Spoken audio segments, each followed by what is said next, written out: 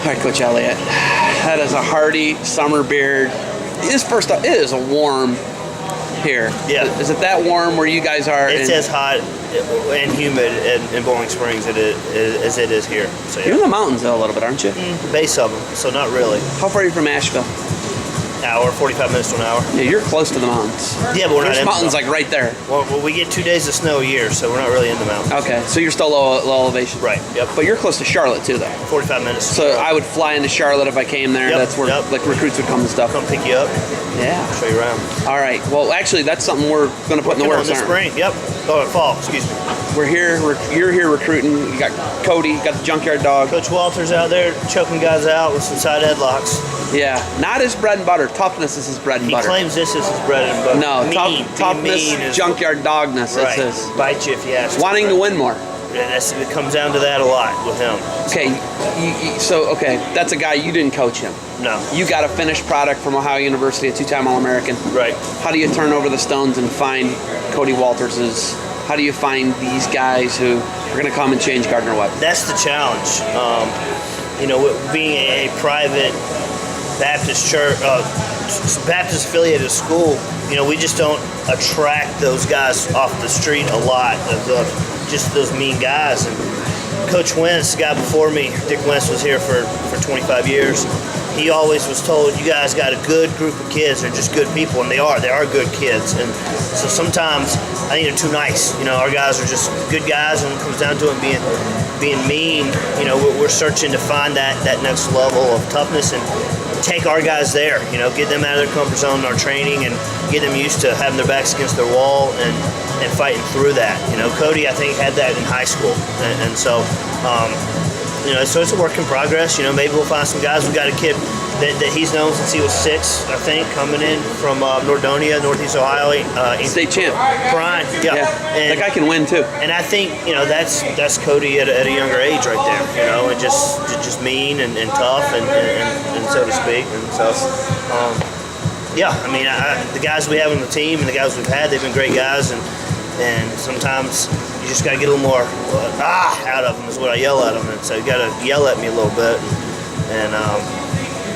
I think that's the hardest part of coaching is getting that out of some kids. You guys had a great season this year. One of your best seasons, I thought. And then the tournament time, you guys kind of stumbled a little bit. Yeah, you had a great dual year. Should I say that? Even then, I think we lost 5 or 6 matches that we split 5 and 5. We lost a couple more that we went 4 and 6 with, and we lost 2 or 3 1-point matches. We were like 6, 7 individual matches away from winning 6 or 7 more matches. That's right. You're right there, man. Right. It's like literally right there before things are about to snowball for you and get better. And then, the conference tournament was rough for you guys. Our Chris Vassar, 49-pounder, who if he had made weight, he probably would have got a large bid into the tournament, but he had a concussion, so he was out with concussion protocol. Tyler Marinelli, our 65-pounder, was top 25 at some points throughout the year. I think he was top 15 after the scuffle. He had the flu. We didn't know it, and so he just kind of tried to hide it from us and just didn't have it when it mattered. And Boyce Cornwell, our heavyweight, was winning a match that he lost to the kid from SIU during the year, and it was a great match, up 4-2 going into the third, and got hit with a spladle and just sort of fell. It just, as good as it could have been, we had some things come up that didn't work out, and that's the nature of it. And the nature of being in the Southern Conference too, of we can't have that bad day at our national tournament, our conference tournament, like you can at a Big Ten or a MAC or Big 12. Okay, we had a slip up. There's a little bit of room for error at those tournaments. Right. You can lose a match. Right. You guys lose a match in yours, you're not tough. getting a bid. It's tough, and the conference is getting better. We took 3 guys. We had 3 guys top 20 all year long at 184. And Hunter Gamble was our guy. He was third in the conference, but he was top 20, to begin with. And we haven't had that in a while as a conference. And so at 25.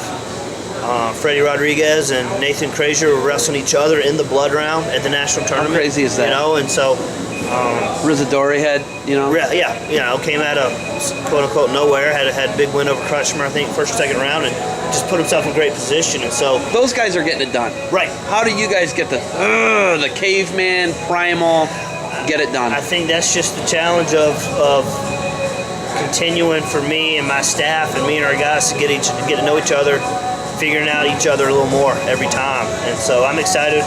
Cody with me for a second year of being together. You know, I felt bad. We had 10 seniors this year. I kind of felt bad that he wasn't with me their junior year, so we could have given them a little more cohesion going into their last year. But you know, I think things are going to get better as we continue to grow as coaches to figure out our guys a little better each time. So, what are you guys here looking for when you go to recruiting and you go to the C3 and you come up down here to Georgia? Right. What are you looking for in a kid? Honestly, in an event like this here, we're looking for how guys can train. You know, we're probably, us and Chattanooga are the closest D1 schools to Georgia, and Georgia's getting better, and the Southeast is getting better, and you know, we've done technique all morning, and we're getting ready to crank out some live goes, and I just want to see how guys get after it. You know, if you're going to be able to push yourself here, that's going to translate more at that next level, I think, than just being able to learn moves and reproduce them. You know, we want to get guys tired and push them here too, just to see how they're going to do in our room, because it's going to be a different level. And I don't think people realize that you're on the ground level as you wrestled at Gardner Webb, and you were the transition actually. I was in my freshman year at Gardner Webb. We weren't allowed to qualify for the NCAA tournament. Did you guys come from D2 or NAIA? Yeah, we went D2. We went NAIA to D2 for about 4 or 5 years, and then we jumped D1. And so 2001, 2002 was our last year of that transition. So my sophomore year was our first year where we could qualify for NCAAs, and so it's been a process that whole route. And so it's been fun. You know, I was on the ground level of competing, moving to the D1 level, and now as a grad assistant and then as a head coach of trying to continue to bring us there. I don't know if as an institution we were ready financially and support-wise to jump to D1 at the time. And even now, I mean, we're working with a low operating budget and a low travel budget, and then we just have to do what we can and raise money and improve and make the experience better and treat it like a real D1 program. And it's taken a while to get where we are. You know, you always want it quicker. In reality, it don't work that way. So.